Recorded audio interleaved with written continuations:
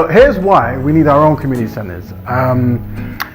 When we're separate, we pick up other ideas that seems constructive, but it might not necessarily serve us as individuals or even on a collective level. So by us constantly meeting, we can all share ideas, build, and come with solutions for issues that we regularly go through. But if we're not together, it's not going to happen. So trying to form tangible ways to do that, and that could be any kind of community centre, anything we set up that we come towards. Definitely something that I think is very constructive that we should be doing. Never underestimate the value that a community centre has. I don't mean these janky places where your children go and other children from other postcodes might come outside and attack them. I mean true community centres.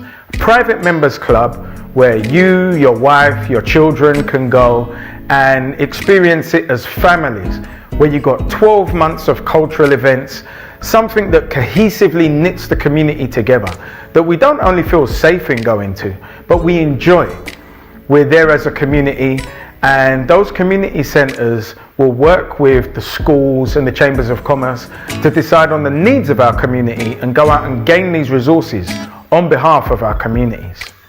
Institutions will always outlive leaders. One thing I've learned from the European is that they build for 3 generations as a minimum.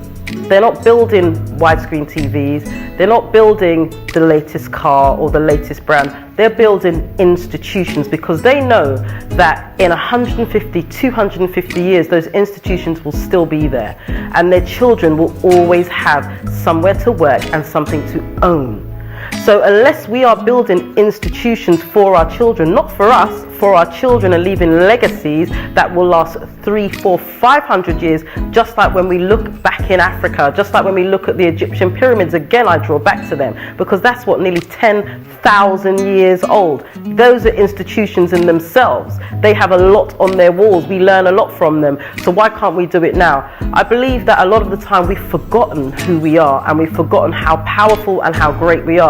But we have no more time for the lay because we see the effects of us not working together on our streets every day. As a limited company, there are several ways you can donate to a charity.